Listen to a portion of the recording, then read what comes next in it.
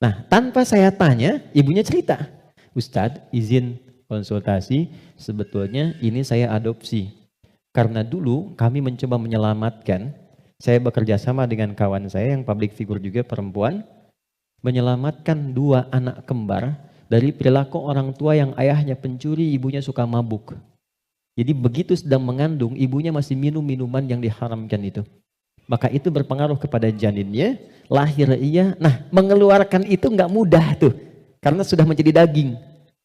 Maka harus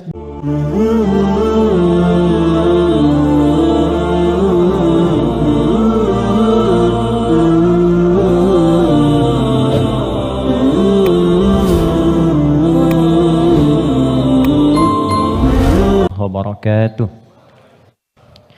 Alhamdulillahi wa kafa, wassalatu wassalamu ala rasulillahil mustafa wa ala alihi wa sahbihi wa man wafa, wa ba'd. Keluargaku, teman-teman di musyawarah yang saya senantiasa berdoa, semoga seluruhnya tanpa kecuali dirahmati, dimuliakan dan diridhai oleh Allah Subhanahu wa taala. Dan tentunya doa ini tidak akan menjadi maksimal dapat dirasakan kecuali diiringi dengan ikhtiar juga dari teman-teman untuk mewujudkan itu. Ketika seorang ibu memohon kepada Allah, ya Allah jadikan anakku anak yang saleh. Tapi anaknya tidak merespon itu untuk menunjukkan dan berikhtiar mendapat kesolehan, tentu tidak mudah doa-doa itu sampai meresap ke dalam jiwa.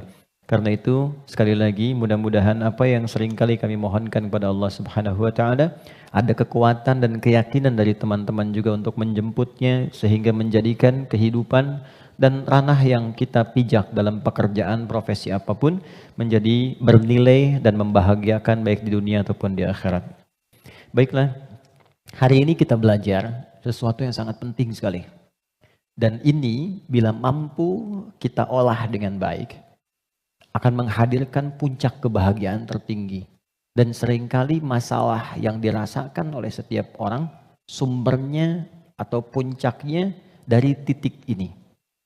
Kita akan belajar tentang nafsu. Nafsu. Sering dengar ya? Nafsu, tapi barangkali kita akan olah itu dari pendekatan Al-Quran. Bagaimana nafsu itu diterangkan, seperti apa mengelolanya, dan bagaimana cara mengimplementasikan dalam kehidupannya.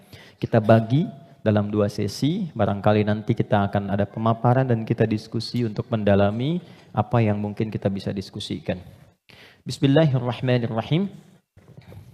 Kita mulai teman-teman sekalian dari Quran surah ke-91. Nanti silahkan dicek ya.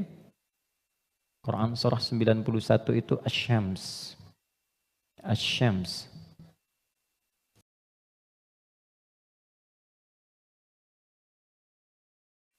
Ayat 7 sampai 10. Oke, pelan-pelan.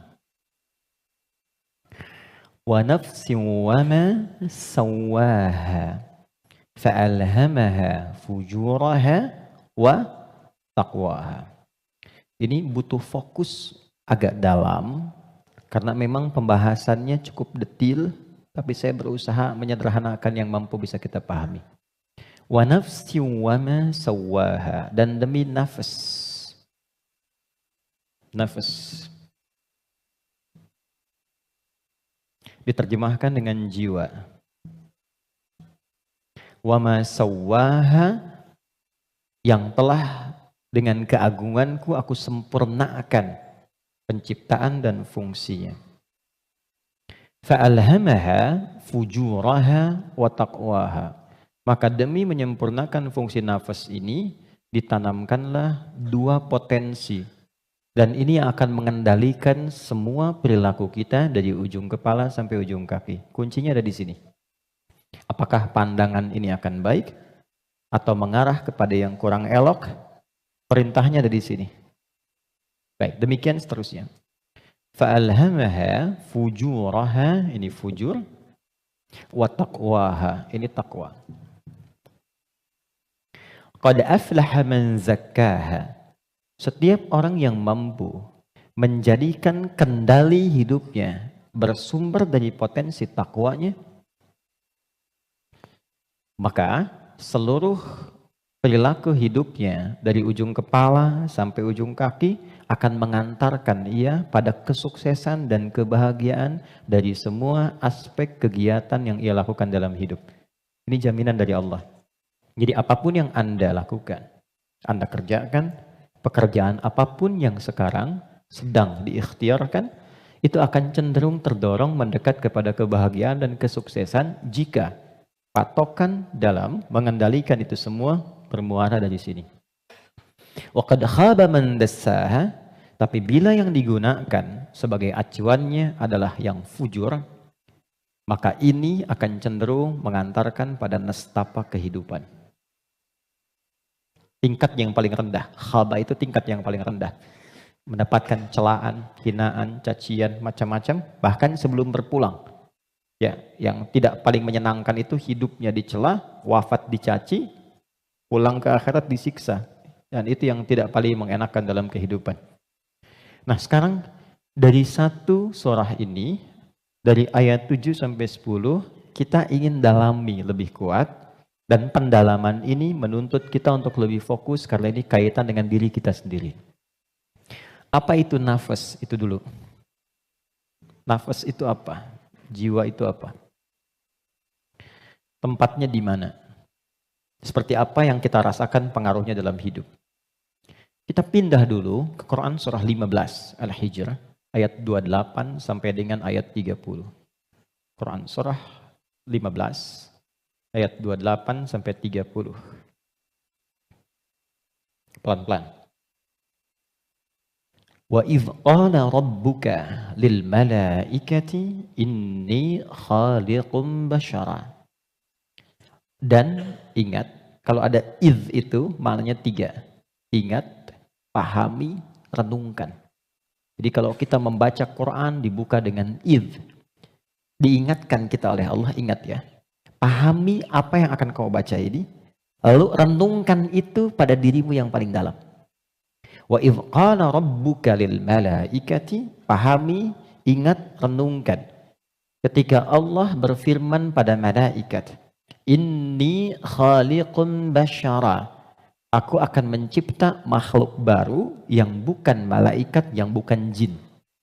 Jadi sebelum Allah mencipta kita manusia disebut dengan basyar di sini, maka sudah ada malaikat dan jin terlebih dahulu. Urutannya malaikat dulu diciptakan dari cahaya, nur. Lalu jin diciptakan dari api, nar. Ya, baru kemudian kita manusia, basyar. Karena itu ayat manusia 28, ayat tentang jinnya 27-nya. Jadi kalau Anda lihat ayat 27 di Quran surah 15, wal janna khalaqnahu ya min qablu min naris samum. Sebelum manusia ada jin dulu urutannya diciptakan. Nanti jin ini sebagiannya ada yang tinggal nanti dengan malaikat di alam langit, tapi di alam tersendiri dari 7 lapis itu tidak sampai ke bagian atas. Nanti ada yang tinggal berkehidupan di dunia, yang kelak fungsinya akan digantikan oleh manusia menjadi khalifah di bumi. Nah yang tinggal di alam langit ini, itu yang dulu disebut dengan Azazil namanya. Jin yang sangat taat, rajin ibadah, sampai diagungkan itu Azza. Oleh malaikat disebut nih hebat nih, ibadahnya banyak, maka disebut dengan Azazil. Cuma nanti kisahnya ketika manusia diciptakan dan akan menempati posisi sebagai khalifah di bumi, jin yang terlihat taat ibadah ini ternyata memiliki kecemburuan yang tinggi sampai membangkang perintah Allah. Maka membangkang perintah disebut dengan fasik. Perbuatannya fasak. Maka berubahlah ia dari jin menjadi makhluk fasik. Ya, tertutup kebaikannya dengan keburukannya. Yang menutup keburukan dengan kebaikan, ada yang buruk yang tak ingin terlihat ditutup dengan yang baik, itu namanya libas, dari kata labasa.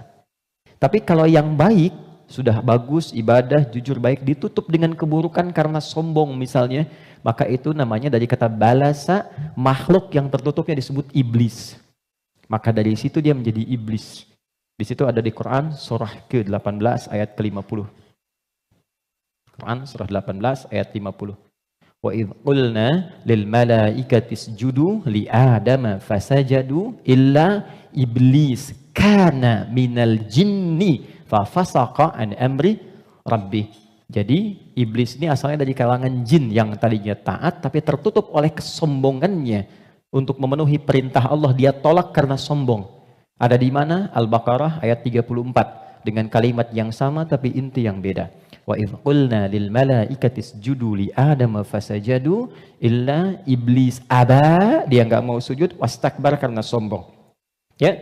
Nah, Allah memurkai jin ini menjadi iblis bukan karena enggak sujudnya pada Adam, tapi enggak patuhnya sama Allah.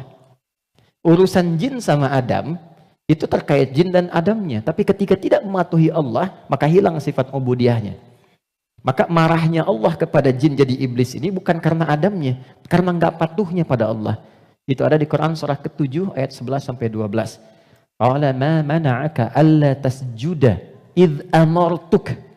Allah katakan, "Hei iblis," dirubah langsung jadi iblis. Kenapa kamu enggak mau sujud ketika aku perintahkan?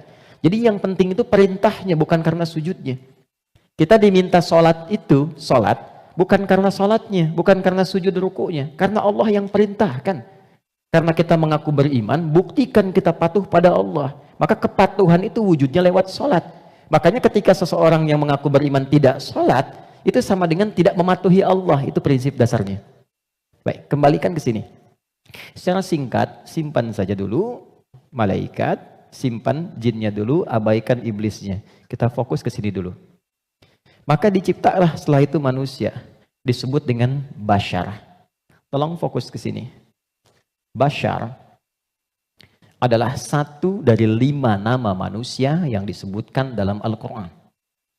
Kadang dia disebut dengan ins, dipasangkan dengan jin, dan pasangan ini tersebut 18 kali dalam Al-Quran. Ya ma'syaral jinni wal ins, wa ma khalaqtul jinna wal ins. Kadang dia disebut dengan insan, 65 kali disebut dalam Al-Quran, bahkan ada surah ke-78, surah Al-Insan. Hal ata 'alal insan.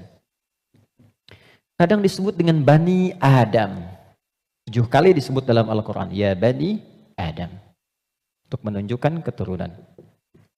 Kadang disebut dengan Nas, An-Nas, 241 kali disebutkan dalam Al-Quran. Dan ada surah ke-114, surah bagi semua umat Islam paling favorit di muka bumi. Qul a'udzu birabbin nas. 5 nama. Uniknya, setiap nama dalam Al-Quran menunjukkan fungsi tersendiri bagi kegiatan manusia. Contoh, kalau ingin menunjukkan kelembutan dan karakter keramahan pada manusia dan penampakannya, maka yang disebutkan kata ins. Lalu disebut lawannya jin.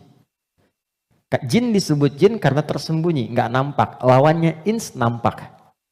Karena itu jin fitrahnya nggak nampak, nggak bisa ada yang lihat jin.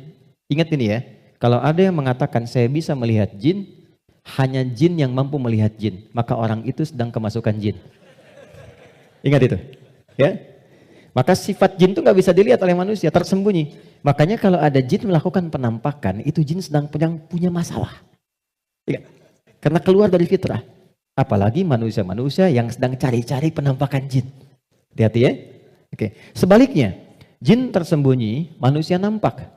Fitrahnya tampak. Ketemu nampak, salaman, senyum.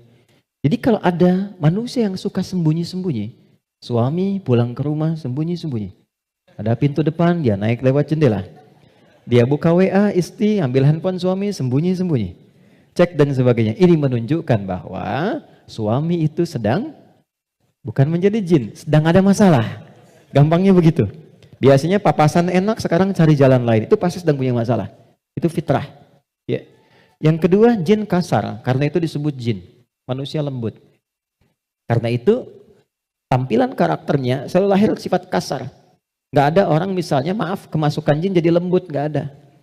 Mas Duda izin pengen ikut kajian, sedang kemasukan jin, itu mustahil. Biasanya dia meracau. Nah manusia itu karakternya lembut. Makanya saking lembutnya Allah tanamkan kecintaan kepada anak yang baru dilahirkan. Anak siapapun itu. Orang pasti senang. pengen gendong, pengen cium dan sebagainya. Pertanyaannya, kenapa kok tiba-tiba kata-katanya bisa menjadi kasar? Perilakunya kok jadi keras? Padahal ketika lahir, dia dalam keadaan baik. Maka nanti babnya tersendiri. Ada bab tentang lingkungan, bab tentang orang tua, perhatian dari saudara-saudarinya. Kullu bauludin yuladu 'alal fitrah fa'abawahu. Lingkungan, bisa orang tua, bisa teman, bisa sekolah dan sebagainya. Oke. Insan tidak disebutkan kecuali menunjuk pada manusia yang terkait dengan totalitas aktivitasnya dari bangun tidur sampai tidur lagi. Jadi, kalau Anda menginginkan belajar tentang manusia dari sudut pandang akhlak, pelajari kata ins. Kalau Anda ingin belajar tentang manusia yang menata kurikulum hidupnya, apa yang harus dilakukan saat bangun, bagaimana menata hidup dengan panduan-panduannya, Anda mau jadi apapun silahkan. Nanti di Quran ada panduannya. Dari bangun tidur sampai tidur lagi, keluarkan semua kata insan dalam Al-Quran. 3. Kalau kita ingin melihat genealogi kita dan perjalanan sejarah kehidupan bapak moyang kita dari Nabi Adam sampai ke Rasulullah SAW yang jadi petunjuk untuk kita, maka temukan di kalimat Bani Adam. Jika Anda ingin belajar tentang bagaimana membangun hubungan yang baik secara sosial dengan teman, dengan lingkungan, dengan tetangga dan sebagainya, maka keluarkan semua kata nas dalam Al-Quran. Tapi kalau Anda ingin belajar tentang menata nafsu yang ada dalam jiwa setiap manusia, maka keluarkan kata bashar dalam Al-Quran. Disebutkan sebanyak 35 kali dalam bentuk tunggal dan sekali dalam bentuk dual. Nah, ketika Allah menyampaikan pertama kali penciptaan manusia, yang disebutkan kalimatnya bashar. Wa idh qala rabbuka lil malaikati inni khaliqum bashara. Bukan ins, bukan insan, bukan bani Adam, bukan annas, bashar. Apa tahapan penciptaannya? Ini intinya. Wa idh qala rabbuka lil malaikati inni khaliqum basharan min salsalin min hama'in masnun fa idza sawaituhu. 1. Membentuk manusia, mencipta manusia ada 2 tahapan kata Allah. Pertama fisiknya dulu. Maaf, ini secara teori dulu ya. Baik. Fisiknya dulu. Jadi yang dibentuk berproses, fisik nanti berlangsung selama 4 bulan dalam kandungan. Alhamdulillah. Ini detailnya ditemukan. Misal di Quran surah ke-22 Al-Hajj di ayat yang kelima, atau di Quran surah ke-23 Al-Mu'minun dari ayat ke misalnya 11 sampai dengan 15. Hadisnya di Al-Arba'in An-Nawawiyah nomor hadis yang keempat. Contoh, saya cepat bacakan. Inna ahadakum yujma'u fi batni ummihi arba'ina yawman nutfah. Setiap anak cucu Adam sebelum terlahir dari rahim ibundanya akan mengalami proses selama 40 hari pertama pertemuan spermatozoa dengan ovum, proses. Thumma yakunu mithla dzalika 'alaqah. 40 hari yang kedua membentuk zigot yang mulai menempel di dinding rahim, mulai berproses. Thumma yakunu mithla dzalika mudghah. 40 hari ketiga berbentuk mulai ada daging keratan, mudghah. Sekarang di kurikulum kedokteran di fase modul awal, namanya modul tumbang, tumbuh kembang, itu sama, diksinya sama, menggunakan kata mudghah. Pernah ada anak dari UIN kedokteran datang ke saya, Ustaz saya minta belajar. Saya bilang, Anda dari mana? Kedokteran. Berikan dulu semua modul Anda ke saya untuk saya pelajari dan saya belajar dari Anda, baru kemudian Anda boleh belajar dari saya. Maka saya temukan di antara modulnya ada kata mudghah di dalamnya. Baik, itu usia 4 bulan, 40 hari ketiga. 40 kali 3, 120 hari, 4 bulan. Thumma yursalu ilaihil malak fayanfukhu fihi ruh. Ini poinnya. Di usia 4 bulan ini, barulah diperintahkan oleh Allah ditiupkan roh. Karena itu kalau ada yang tengah mengandung, usia 4 bulan, itu rohnya sudah masuk. Ya? Dan di situ nanti ada tuntunan. Bagaimana mendidik anak sejak dalam masa kandungan. Kami pernah share ini di hari Quran dan dipraktekkan. Alhamdulillah begitu anaknya mulai bicara yang keluar Quran. Dan setelah itu dicek kemudian oleh ustadz yang mengecek ternyata telah hafal Quran 30 juz. Dalam baru bicaranya itu. Lalu diurutkan 3 tahun usia hafalan, 3 tahun usianya hafal Quran 30 juz. Di antara amalannya Quran surah ke-7 ayat 189. Falamma taghasyaha hamalat hamdan khafifa famarrat bi sampai ke ujung ayatnya da'amallaha rabbahuma la in ataitana salihah lanakunanna minasyakirin. Jadi kalau ada yang sedang mengandung, di antara sunnah membacakan untuk anak itu suami istri. Bukan hanya istri saja, suami saja. Suami istri berdoa, itu doanya ada di Quran surah 7 ayat 189. Satu ayat ini saja. Ya, secara singkat. Saya agak cepat, roh ditiupkan. Nah, roh ini sumber kehidupan. Saya mau tanya begini, maaf ya, ini saya sederhanakan sekali. Kalau roh sumbernya dari mana? Halo? Roh sumbernya dari mana? Allah, oke? Baik, sumbernya dari Allah. Tahu dari mana? Quran surah ke-17 ayat 85. Wa yas'alunaka 'anir ruh qulir ruhu min amri Rabbi. Karena roh sumber kehidupan langsung yang ditiupkan pada fisik. Jadi generator kehidupannya di sini. Kalau nggak ada roh, nggak akan bergerak ini. Makanya orang meninggal, dicabut rohnya, sudah nggak bisa bergerak lagi. Nah, sumber roh itu sumber kehidupan dari Allah. Baik, sekarang saya tanya, kalau Allah maha baik tidak? Ada aibnya tidak? Ada cacatnya tidak? Lihat, kumpulan semua kebaikan, jika dikumpulkan, jujur, sabar, misalnya kan, kalau kita kumpulkan sifat-sifat baik itu, semuanya itu akumulasinya disebut dengan takwa namanya. Karena Allah itu maha baik, gak ada cacatnya, maka semua yang bersumber dari Allah pasti semuanya baik.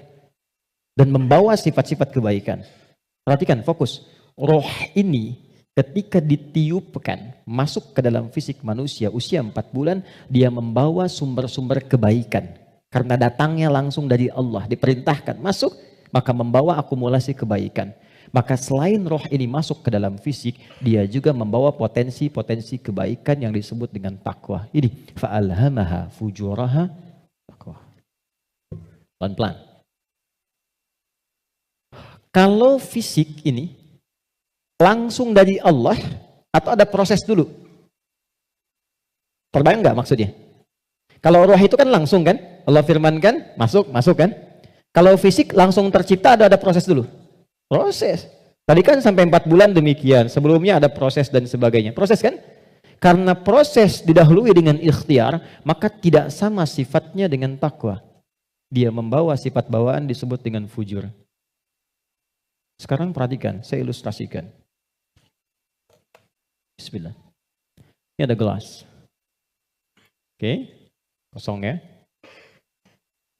Ini kalau kalau saya isi air bening, ya kosong kan? Saya bukan ingin sulap ya, cuma ingin tunjukkan. Kalau ini saya isi air bening nih, bening, oke? Bening. Lalu saya campur dengan kopi. Jadi apa warnanya? Oke, berubah warna kan? Intinya hitam misalnya. Saya kasih susu, berubah warna kan? Baik ya? Maka perhatikan baik-baik. Kalau kita ilustrasikan, ini ada tempat, dimasukkan kemudian air bening. Gambarkan yang bening itu takwa ini. Jelas? Takwa itu tadi sifat yang melekat kepada apa? Roh. Masih ingat? Kemudian dia bercampur dengan ini, sifat bawaan dari fisik. Kenapa saya sebut tidak langsung dari Allah, tapi melalui proses ikhtiar yang Allah tetapkan? Karena maaf sekali. Kenapa namanya disebut fujur? Karena ini berkumpul segala macam bentuk di sini. Apakah teman-teman mencari semua yang halal, yang dimasak oleh istri, masuk kemudian ke dalam mulut dan perutnya, dan terkonsumsi oleh janinnya? Apakah dipastikan semua halal? Kalau dia menjadi halal, akan jadi baik. Kalau dia menjadi syubhat, ya akan menjadi bercampur. Kalau dia dari yang haram, akan menjadi kotor. Karena itu yang bersumber di fisik disebut dengan fujur, yang ini pasti baik. Tadi saya katakan, kalau campurannya susu, bening, bagus, nyaman. Tapi kalau campurannya kotor, lumpur dan sebagainya, maka jadi bermasalah. Maka jangan pernah membawa sesuatu yang haram, dibawa ke rumah, apalagi dikonsumsi anggota keluarga. Karena itu pasti akan merusak dan berpengaruh kepada karakter. Karena masuknya ke sini. Itu pasti itu, pasti. Pernah ada riset begini, ini saya langsung lakukan. Saya baru pulang dari Tripoli, mengajar di satu tempat di Bekasi. Kemudian tiba-tiba ada anak yang tidak biasa. Ini menarik ini. Anaknya unik sekali. Tapi ibunya solehah. Rajin, bapaknya solehah. Bapaknya soleh, ibunya solehah. Jadi rajin ke majelis ilmu dan anaknya unik. Nah, Qadar Allah, alhamdulillah, bertahan dengan kami itu sampai selesai belajar. Ibunya tiba datang, alhamdulillah Ustaz katanya. Anak saya bisa bertahan. Emang kenapa Bu? Tidak pernah dia bisa bertahan di satu tempat, baik di pengajian apalagi di sekolah, kecuali setelah 5 menit gurunya akan datang mengantarkan ia kepada saya, mohon dibawa pulang karena kami tak sanggup mengajarinya lagi. Nah, tanpa saya tanya, ibunya cerita, Ustadz izin konsultasi, sebetulnya ini saya adopsi. Karena dulu kami mencoba menyelamatkan, saya bekerja sama dengan kawan saya yang public figure juga perempuan, menyelamatkan 2 anak kembar dari perilaku orang tua yang ayahnya pencuri, ibunya suka mabuk. Jadi begitu sedang mengandung, ibunya masih minum minuman yang diharamkan itu. Maka itu berpengaruh kepada janinnya, lahir ia. Nah, mengeluarkan itu nggak mudah tuh, karena sudah menjadi daging. Maka harus disupport lagi dengan yang halal, ditanamkan lagi yang baik-baik supaya keluar itu. Nanti ada tahap yang ringan, tahap yang menengah, tahap yang paling susah. Tapi itu semua ada caranya untuk mengembalikan. Yang ingin saya gambarkan adalah, hati-hati kita ilmiah sekali hari ini. Ini bawaan dari gabungan fisik sifatnya fujur, yang ini roh membawa sifat takwa. Karena takwa yang bening bercampur dengan fujur, maka merubah keadaan roh. Yang tadinya murni seperti biasa, karena roh membawa sifat takwa, nyampur jadi ini, bercampur dengan fujur. Maka merubah nama roh kemudian menjadi nafas. Pelan-pelan, pelan-pelan. Kalau roh saja yang dibawa sifat takwa, udah pasti baik tuh. Tapi karena dia bercampur dengan ini, yang bahannya banyak tuh, ya, dan sifat fujur, maka berubah nanti dari sifat yang takwa ini bercampur dengan fujur, merubah nama roh saat masuk ke dalam tubuh, berubah menjadi nafas. Dari sini diserap ke dalam bahasa Indonesia menjadi nafas. Ya, maka dikatakan seseorang bisa bernafas ketika rohnya masuk. Tapi dalam keterangan Al-Quran bukan cuma bisa nafas, di situ akan tergabung takwa, potensi yang dibawa oleh roh sebagai sumber kebaikan. Di sini ada fujur, potensi yang dibawa oleh fisik, ya, yang kadang-kadang menjadi lawan daripada sifat kebaikan. Pelan. Sampai di sini bisa dipahami? Artinya apa? Artinya, maaf, di dalam diri kita ini, siapapun manusianya, pasti ada potensi kebaikan. Ini sifat dasar manusia itu baik. Itu sifat dasarnya. Nggak ada yang nggak baik. Makanya, maaf, sepencuri-pencurinya pencuri, sebetulnya hatinya menolak. Ketika akan mencuri, pasti hatinya menolak itu. Itu salah. Karena itu pencuri nggak mau dicuri. Coba kalau 3 orang mencuri, yang satu misalnya menyembunyikan hasil curiannya, maka bosnya akan berkata, maling kamu. Padahal mereka baru maling gitu kan. Ya? Oke, pelan-pelan ya. Jadi singkatnya, di dalam diri kita terkumpul semua potensi kebaikan yang dibawa oleh roh. Dan saat yang bersamaan, ada potensi yang dibawa oleh fujur dari fisik. Ada di sini, ini lawannya. Nah, yang menarik begini, ini potensi takwa ini, akumulasi semua kebaikan, kita sebut dengan sumber positif, gini. Yang ini, didesain oleh Allah sebagai lawannya, kita sebut kutub negatif begini, fujur. Pelan-pelan ya. Dan ini sudah menjadi hikmah kehidupan. Apapun yang bisa bergerak akan selalu ditemukan positif dan negatif. Anda beli robot-robotan pakai baterai, pasti ada kutub positif dan negatif kan? Ya kan? Proton dan neutron. Dalam proton nanti ada neuron dan macam-macam, ada partikel, ada atom dan sebagainya. Jelas ya? Ini semua hukumnya sudah begitu. Ini hukum kehidupan. Tapi kaitan dengan diri kita, ini yang harus kita sadari. Saya turunkan ke sini untuk lebih mudah. Nafas. Di sini ada takwa. Semua kumpulan sifat baik, jujur, rendah hati, kemudian sabar, dan seterusnya. Saat yang bersamaan, di sini ada lawannya, sifat fujur. Jadi kalau teman-teman di sini menemukan jujur, di sifat fujur itu ada dusta. Kalau di sini ada rendah hati, di sini ada sombong. Kalau di sini ada sabar, di sini ada sifat amarah yang berlebihan, pemarah. Nah, kita mesti menyadari setiap manusia itu punya potensi jujur, tapi saat yang bersamaan punya potensi dusta. Dia punya potensi rendah hati, tapi saat yang bersamaan dia bisa sombong. Nah, yang paling menarik adalah bagaimana kita bisa mengendalikan ini sehingga yang keluarnya selalu yang baik. Dan yang ini bisa kita tutup, bisa kita tekan sehingga tidak muncul ke permukaan. Nah, inilah inti pembahasan kita yang akan kita turunkan. Saya ingin fokuskan betul pada apa yang akan saya terangkan saat ini. Jadi yang barusan muqaddimah ya. Sekarang kita mulai ke intinya. Saya ingin berikan penjelasan dari akarnya dulu supaya kita paham tentang diri kita. Jelas sampai di sini?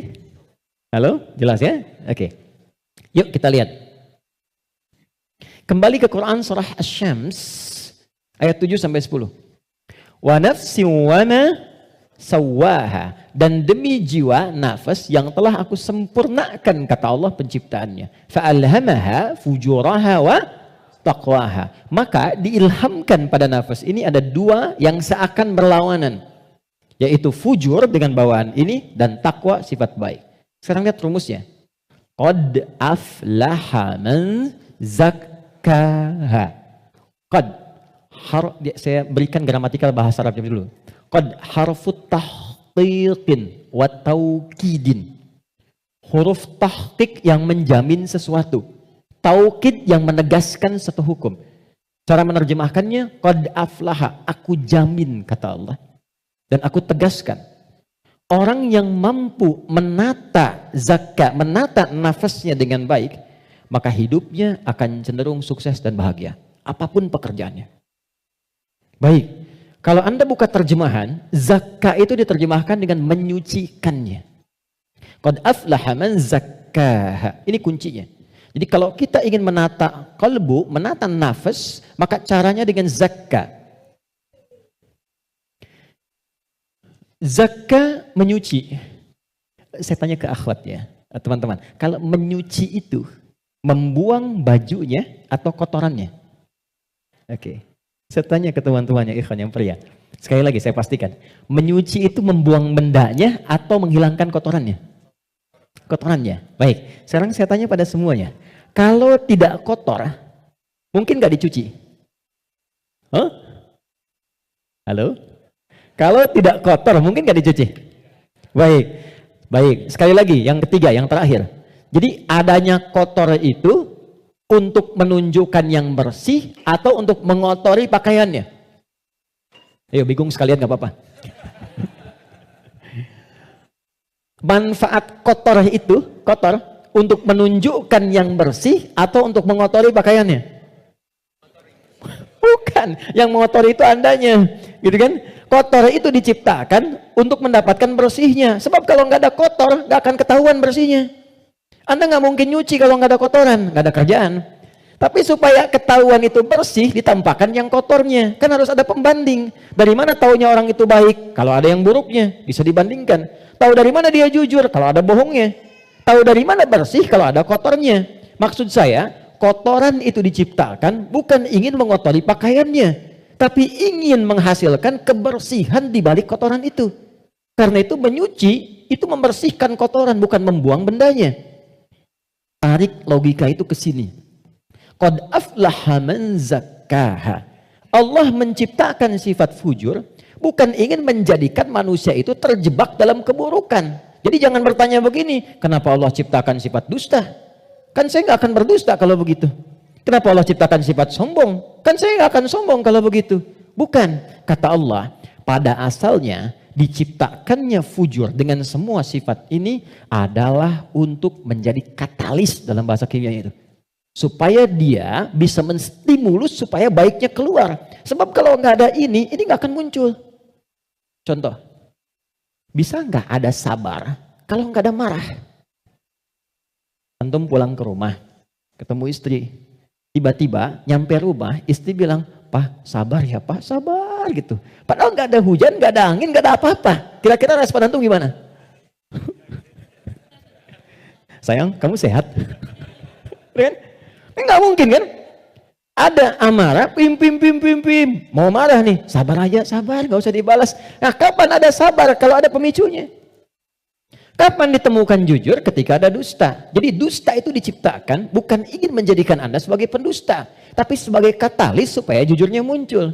Sabar diciptakan dan marah diciptakan untuk supaya yang baiknya muncul. Sebab kalau nggak ada marah, sabarnya nggak akan naik. Paham nggak sampai di sini? Nah, cara kita mengolah dibalik. Kata Quran, qad aflaha man zakkaha. Kalau satu waktu terjadi, muncul dorongan yang mendorong dari sini, fujur ke nafas. Cara kerjanya begini, supaya lebih paham. Gak apa-apa, saya menghapus saja. Bismillah. Jam 3 saya dari Bandung, ya Allah. Aku sudah hari Kamis.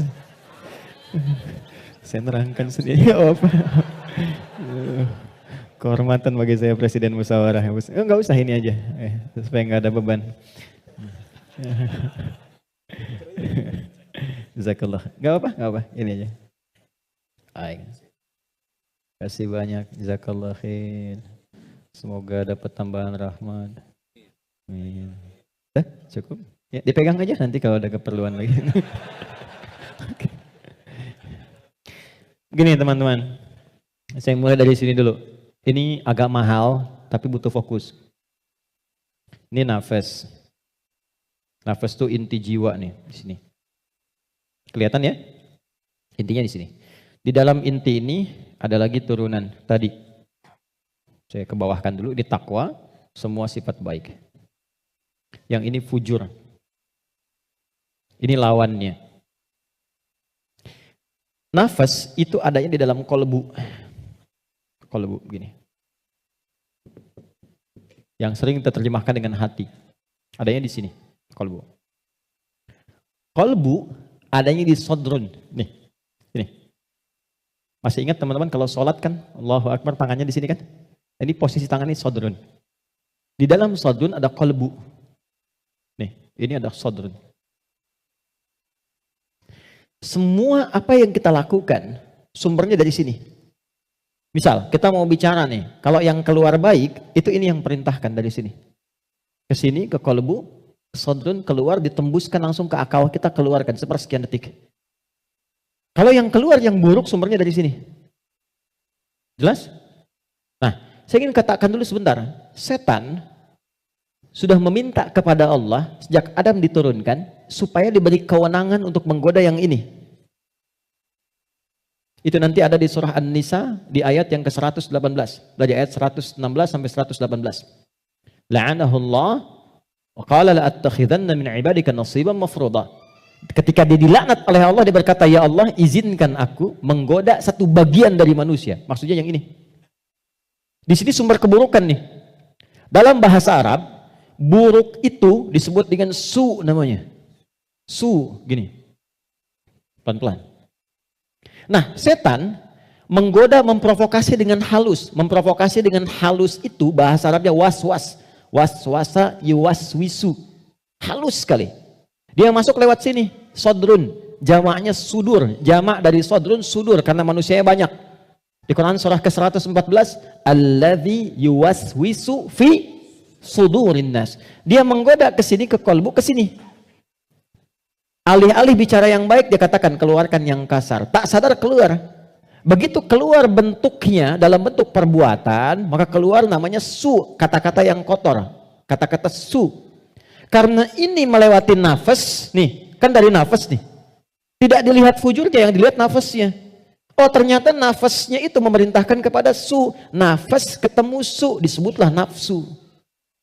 Oh, ya, ini asalnya nafsu. Ini asal kalimat nafsu. Dari mana ini ditemukan? Quran surah ke-12 ayat 53. Paling kiri sebelah atas di mushaf. Quran surah 12 Yusuf ayat 53. Wa ma ubarni'u nafsi innan nafsa nafas la amaratum bisu. Nafas ketemu su jadilah nafsu. Jelas? Nah, asalnya nafas ini netral. Di dalamnya ada takwa, ada fujur. Yang ini, yang kelihatan jelek, sebetulnya asalnya katalis untuk yang ini. Bukan ingin menjadikan kita berbuat buruk, tapi lebih menjadikan yang fujur ini mendorong supaya yang sifat baik itu muncul ke permukaan. Pertanyaannya caranya bagaimana? Kata Quran, qad aflaha man zakkaha. Zakka, sifatnya disebut tazkiyah. Cara paling gampang memahaminya adalah ketika muncul dorongan yang kurang bagus, cari cepat lawannya yang baik yang ini. Karena ini diciptakan untuk memunculkan yang takwa. Jadi ketika Anda menemukan ada yang dusta, bukan mengajak Anda berdusta, tapi supaya Anda memunculkan kejujuran dalam diri Anda. Ketika ada seseorang misalnya datang dengan kesombongan, maka itu adalah pelajaran bagi kita supaya jangan ikut sombong. Yang dimunculkan sifat rendah hatinya. Dicari lawan terbaliknya. Itu poinnya. Prakteknya bagaimana? Contoh. Apa lawan cemberut? Lawan cemberut apa? Senyum. Jadi kalau istri cemberut, harusnya antum senyum. Cemberut dititipkan kepada istri bukan membuat antum supaya marah atau mengintegrasi, tapi supaya antum senyum. Antum pulang ke rumah, lihat istri sedang cemberut. Oh, cemberut. Lawannya apa? Senyum. Sayang, kok cemberut? Kayaknya kenal. Sling, ada hadiah iPhone 14 Pro Max misalkan. Contoh. Dalam hidup tuh simpel sebetulnya. Cari lawannya. Sedih lawannya apa? Senang. Ketika ada seseorang sedih, cari apa yang bisa membuat dia senang. Ya, ketika seseorang misalnya sedang gelisah, cari ketenangan. Ketika ada seorang berbuat sombong, antum datang dengan kerendahan supaya mengajarkan dia kembali kepada sifat rendah hati ya. Kalau semua orang bisa melakukan semua ini, walaupun tidak mudah mengerjakannya, maka kata Allah hidupnya akan cenderung bahagia. Itu asalnya. Tapi problemnya adalah di sini ada setan yang memberikan was-was supaya ini muncul dominan. Apa yang bisa mencegah dan menghambat setan supaya tidak menjadikan manusia dominan dengan sifat fujurnya dibanding takwanya? Sebelum sampai ke sana, saya ingin jeda dulu. Saya ingin simpulkan dulu konsep dasarnya. Jika kita ingin menata nafas dengan baik, sehingga tidak didominasi oleh nafsu, sifat-sifat yang kurang bagus, maka setiap mendapati kekurangan-kekurangan atau hal yang kurang positif dari siapapun lawan kehidupan kita, maka cepat munculkan lawan baiknya. Kadang-kadang yang diuji bukan kita, yang diuji orang lain, tapi yang disasar hikmahnya kita. Itu namanya fitnah. Jadi fitnah itu tidak harus selalu tuduhan. Bisa jadi ujian. Misal, inna min azwajikum wa auladikum, bahkan amwalikum fitnah. Kata Allah, anak-anak itu jadi fitnah. Maksudnya apa? Kadang-kadang di anak-anak ada aktivitas-aktivitas yang mungkin tidak ideal, yang orang sebut dengan nakal. Ya? Padahal tidak ada anak yang nakal. Boleh jadi anak itu dibuat aktif supaya kreativitas orang tuanya makin muncul. Jadi ketika Anda melihat anak-anak punya ekspresi tersendiri, lihat dulu dari yang kurang bagus itu apa yang dimunculkan yang baik supaya keluar. Itu caranya. Sama dengan begini. Itu ada kejadian di Cianjur. Musibah. Bagi warga Cianjur yang terkena, itu bala namanya. Ibtila, ujian langsung yang dialami. Bagi kita itu fitnah. Ujian yang diberikan ke sana, tapi hikmahnya menyentuh diri kita. Ada nggak yang terpanggil untuk datang?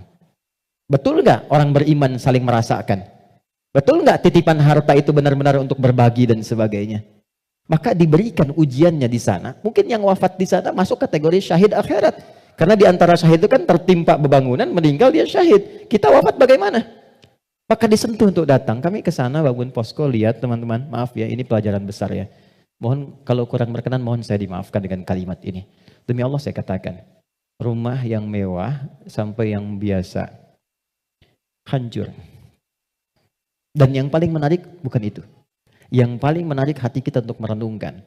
Bahkan rumah yang masih bertahan pun dan masuk kategori mewah, tidak ada yang berani penghuninya untuk datang ke tempat itu.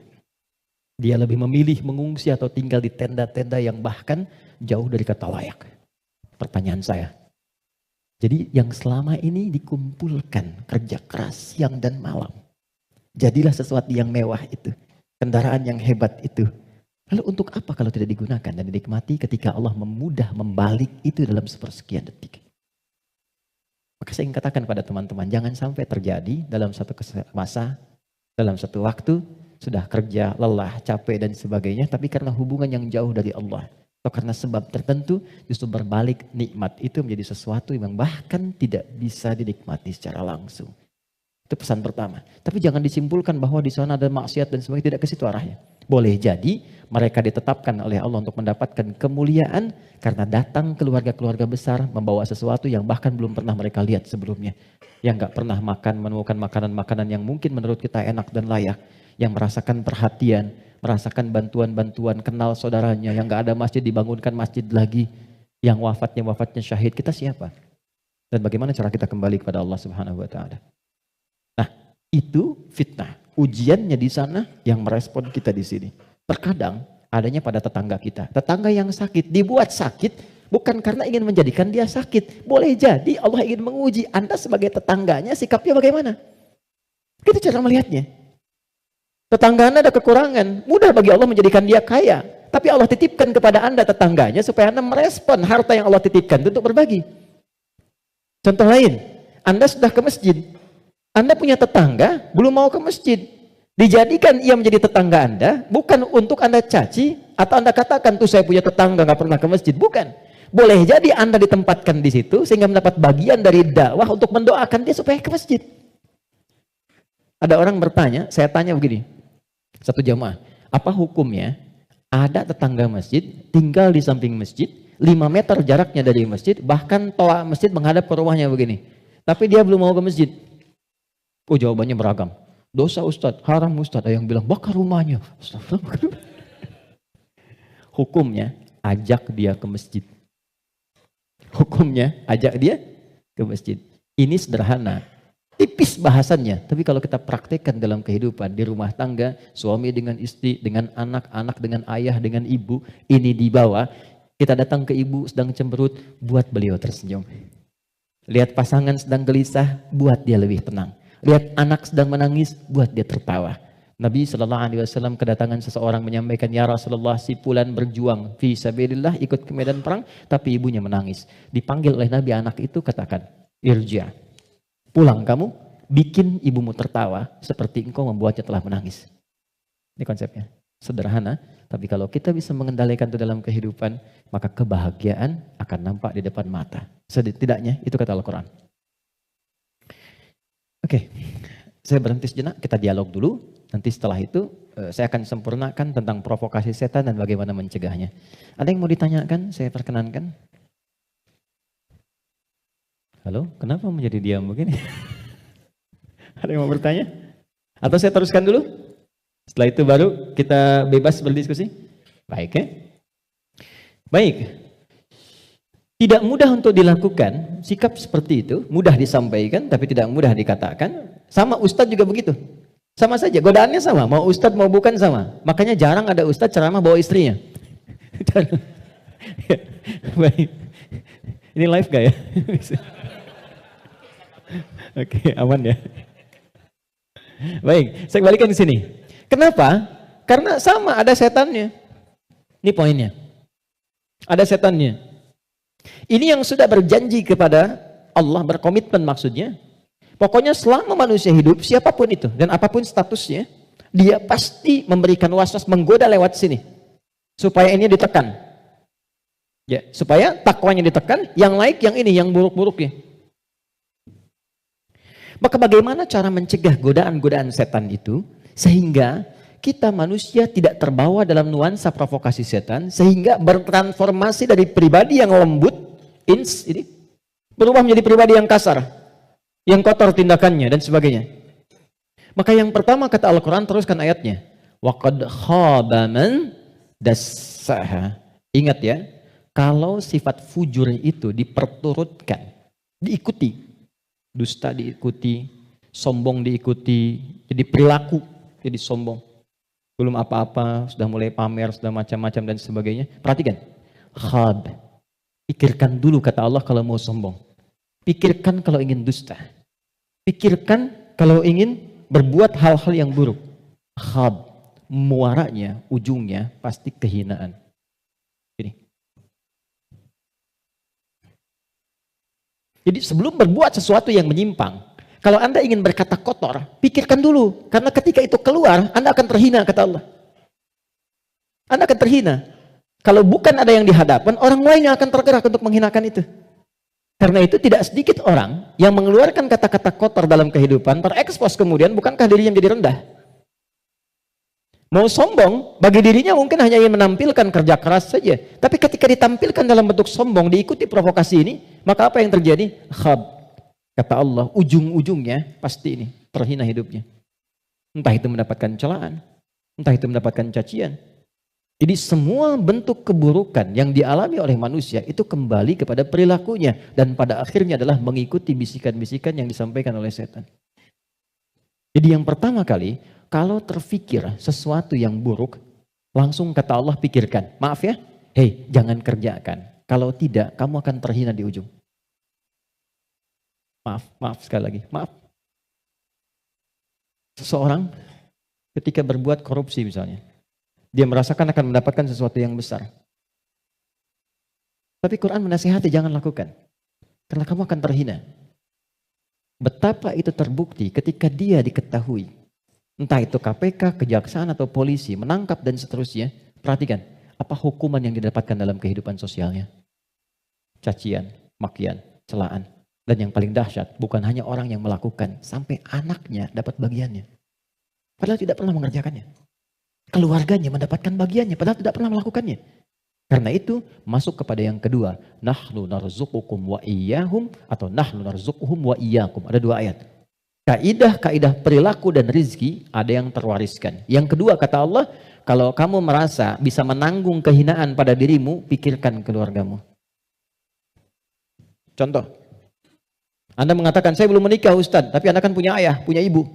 Jadi kalau Anda berbuat sesuatu yang buruk, orang tua Anda akan kena. Anda berbuat maksiat, terjebak dengan perbuatan buruk, menggunakan benda-benda yang haram misalnya, atau mencuri atau macam-macam, waliyadzubillah. Dilakukan itu, diketahui, diekspos di publik, bukan punya Anda, bukan hanya Anda, ibu Anda akan kena, ayah Anda akan kena. Karena itu kata Quran, sebelum Anda berbuat yang kurang baik sebagai anak, pikirkan dulu orang tua. Jadi kalau merasa sebagai anak saya akan menanggung itu nggak apa-apa, pikirkan orang tua Anda. Apa tega ibu yang telah mengandung, melahirkan, merawat, mendidik, ayah yang penuh dengan peluh, merawat Anda, menyayangi Anda, menemani Anda saat tidur, tiba-tiba hanya mendapati keburukan yang dari Anda kerjakan. Mendapati limpahan keburukan dari hasil kreasi anaknya. Satu. Tapi kalau Anda orang tua, maka ingat anak dan keluarga. Saya sedih ya dapat beberapa informasi yang kadang-kadang dari instansi pemerintahan juga konsultasi. Salah satunya yaitu kok masih ada yang nekat berbuat seperti ini. Anda bisa bayangkan seorang bapak korupsi, anaknya dibully di sekolah sampai dia putus sekolah. Salah apa anaknya? Ibunya berbuat maksiat, ketahuan. Keluarganya yang kena. Suaminya yang hancur karirnya. Karena yang istrinya berbuat yang tidak bagus, berselingkuh, bergaul dengan pasangan yang lainnya, suaminya yang kena, suami yang kemudian diputus pekerjaannya, anak-anak yang kena bulinya. Jadi masuk yang kedua, ketika ada seseorang yang berpikir mengikuti provokasi setan, kata Allah, pikirkan keluargamu. Pikirkan anakmu. Yang ketiga, yang terakhir, pikirkan kematian. Wafat. Jadi kalau sedang terdorong oleh nafsu yang diarahkan oleh setan untuk berbuat yang buruk, misal, maaf, ingin mencela orang, hanya sekedar bikin status. Coba bayangkan saat berbuat seperti itu, Anda diwafatkan oleh Allah Subhanahu wa Ta'ala. Apakah mau wafat dalam keadaan sedang berbuat maksiat? Sementara selama ini Anda sholat, Anda puasa, Anda zakat dan sebagainya. Tiba kemudian berbuat maksiat dan wafat dalam keadaan demikian. Itu puncak terakhirnya yang paling cepat bisa mengendalikan nafsu kita supaya tercegah dari perbuatan yang buruk. Selebihnya di situ doa-doa untuk menguatkan itu semua. Ada ayat kursi, ada tiga surah paling favorit semuka bumi terakhir. Al-Ikhlas, Al-Falaq, An-Nas. Ada istighfar dan lain sebagainya. Nah itu jalan-jalan yang bisa kita lakukan. Dan sebagai penutup, kalau sudah pernah terjebak berbuat seperti itu, bagaimana cara kembalinya? Ini ada jalan rel. Salah belok ke sini. Ingin balik lagi supaya ke jalan yang benar. Balik kembali. Kembali ke jalan yang lurus, yang benar.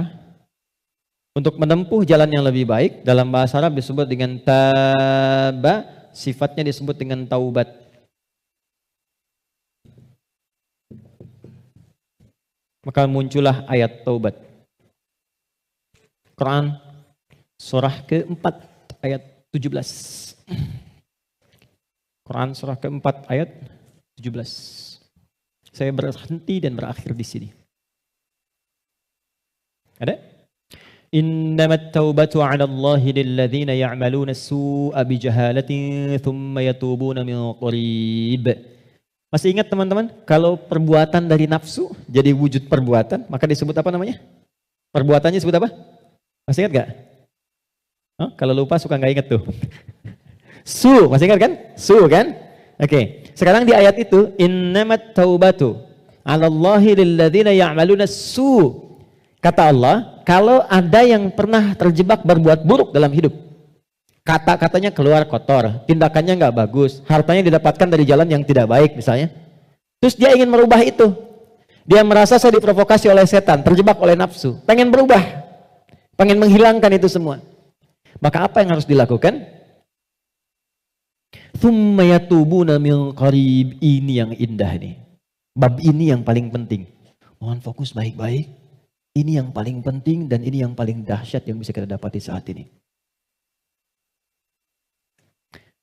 Tsumma yatubuna min qarib. Ini kalimatnya. Enggak perlu dihapus dulu, biarkan dulu saja. Nih, teman-teman gini.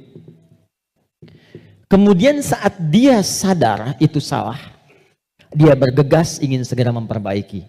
Kalimat ini menjadi mahal karena ada informasi di dalamnya dan ini rahasia. Mohon dijadikan antara kita saja di hari ini ya. Perhatikan kalimatnya. Ternyata, maaf, seburuk-buruknya perbuatan yang pernah dikerjakan oleh manusia, rahmat Allah menjadikan setiap manusia itu selalu mendapat kesempatan cahaya untuk kembali. Karena itu, seburuk apapun perbuatan yang pernah dilakukan, pasti akan ada kilatan di hati kita yang mengingatkan, apa masih mau begini terus? Bisa nggak saya berubah? Pernah nggak merasakan itu? Ya, bisa nggak saya tahajud malam? Bisa nggak saya sholat? Sampai kapan saya mau begini? Nah itu yang mahal.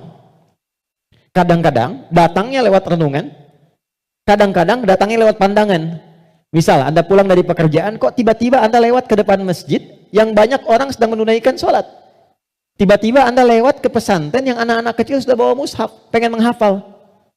Sedang melihat kan? Pertanyaan saya, kok bisa Anda lewat situ, padahal bisa melalui jalan yang lain? Itu kalau bukan sayang Allah, gak mungkin diberikan demikian. Kadang-kadang lewat pendengaran. Kadang-kadang pendengaran dan penglihatan. Pendengaran misal, ta'lim di masjid, Masjid Raya Pondok Indah, atau misalnya MRBJ di sini. Suara keluar, Anda lewat situ. Begitu Anda lewat, terdengar kalimat, bertobatlah kepada Allah sebelum kita semua wafat. Padahal kalimat itu ditujukan pada jamaah yang di dalam, tapi suaranya keluar, Anda yang dengar. Kok bisa Anda dengar itu gitu? Kadang-kadang pendengaran dan penglihatan. Anda pengen lihat YouTube, ngecek yang lain, tapi yang keluar pengajian. Yang paling dahsyat jawaban dari pertanyaan Anda selama ini. Nah itu yang dimaksudkan. Kalau Anda mengalami momentum seperti itu, kata Quran cepat ambil. Karena Allah sedang memberikan kasihnya secara langsung tanpa campur tangan siapapun. Biasanya, kalau dalam kondisi seperti itu disambut oleh seorang hamba, maka muncullah rahmat Allah pada saat itu yang akan langsung merubah hamba itu menjadi kekasih Allah Subhanahu wa taala. Makanya tidak sedikit orang menjadi kekasih Allah. Kekasih itu maksudnya sangat dekat dengan Allah sampai doa pun baru minta udah dijawab. Siapa di antara mereka aulia Allah itu? Rata-rata ada di antara mereka yang tadinya pelaku maksiat. Terus merasakan nikmatnya taubat, meningkat ibadahnya, dan sekatnya seakan-akan menjadi jauh, terpisah, lepas dari dirinya, nyambung ke Allah begitu cepatnya. Doanya cepat terjawab, zikirnya terasa dengan nikmat. Itulah aulia Allah. Nah, jadi yang ingin saya katakan adalah, kalau satu kali berbuat salah, terfikir, kemudian ada kilatan di hati kita, di pikiran kita, atau mendengar atau melihat sesuatu, mengarahkan kita untuk bertobat, cepat ambil itu. Cepat ambil. Itu yang dimaksud Quran surah ke-29 di ayat yang terakhir. Walladzina jahadu fina lanahdiyannahum subulana. Setelah itu, sesali perbuatan yang pernah dikerjakan, minta ampun pada Allah. Kalau terkait dengan manusia, minta maaf. Datangi. Dan jangan merasa sungkan. Jangan merasa sungkan. Kenapa berani berbuat salah tapi tidak berani meminta maaf? datangi, minta maaf. Apapun yang ia lakukan, kata-kata dan sebagainya, tidak akan pernah mengambil hak Anda. Tidak akan mengambil kesempatan Anda, waktu Anda, tapi membebaskan semua sekat yang ada dalam jiwa kita. Tapi kalau orang lain yang salah, maafkan dulu. Memaafkan orang itu akan menghilangkan sekat dalam diri kita, sehingga tidak pernah memikirkan dia lagi. Tapi tidak menyelesaikan persoalan dia dengan Allah. Jadi tetap dia dihisab oleh Allah sebelum dia minta maaf pada kita. Dia nggak ada ruginya. Paham ya? Karena itu, kalau ada kilatan di pikiran kita, mengajak untuk bertobat, cepat respon, sesali perbuatan itu, berjanji tidak mengulangi, dan mengganti dengan perbuatan baik. Apa tandanya taubatnya diterima? Tandanya semua perbuatan yang jelek yang pernah keluar dari lisan, dari mata, dari telinga sampai ujung kakinya, misal, maka berganti menjadi perbuatan baik. Itu tandanya hamba itu diterima taubatnya oleh Allah Subhanahu wa taala. Saya tutup dengan hadis Nabi sallallahu alaihi wasallam. Innallaha idza ahabba 'abdan ibtalah. Allah kalau mencintai seorang hamba maka mengujinya. Kadang-kadang di antara ujian itu, kalau manusia tidak bisa memanagenya, ada yang mengantarkan pada sifat-sifat buruknya. Maka muncullah keterangan yang kedua langsung dari Al-Quran. Innallaha yuhibbut tawwabina wa yuhibbul mutatahhirin. Allah sangat mencintai pelaku maksiat yang mau bertobat dibandingkan dengan orang soleh yang tidak pernah merasa salah. Ingat ya, Allah sangat mencintai pelaku maksiat yang mau bertobat dibandingkan orang soleh yang tidak pernah merasa salah. Silahkan bikin status. Itu dari Al-Quran. Oke ya? Saya kira itu yang bisa saya sampaikan. Kita berdoa kepada Allah Subhanahu wa taala, mudah-mudahan doa kita bisa dikabulkan dan mendapatkan nilai kebaikan sisi Allah Subhanahu wa taala. Allahumma taqabbal minna innaka antas sami'ul alim wa tub 'alaina innaka antat tawwabur rahim. Allahumma arhamna ya arhamar rahimin. Ya Allah, mohon rahmati siapapun yang ada di ruangan ini atau yang mungkin bersambung bersama kami dalam kebaikan. Rabbana la tada' lana fi maqamina hadza wa fi kulli maqamin dhanban illa ghafarta. Ya Allah, mohon jangan biarkan ada satupun di antara kami yang hadir saat ini kecuali Engkau ampuni segala dosa-dosanya. Wala hamman illa farajtah. Jika ada yang merasakan kegelisahan, jangan biarkan ia pulang kecuali Engkau telah tenangkan keadaan hatinya. Wala asiran illa yassartah. Jika ada yang mengalami kesulitan dalam hidupnya, maka mohon ya Allah ringankan dan hilangkan semua kesulitannya. Rabbana atina fid dunya hasanah wa fil akhirati hasanah wa qina adzabannar. Wa sallallahu ala sayyidina Muhammad wa ala alihi wa sahbihi ajma'in wa akhiru da'wana alhamdulillahi rabbil alamin. Assalamualaikum warahmatullahi wabarakatuh.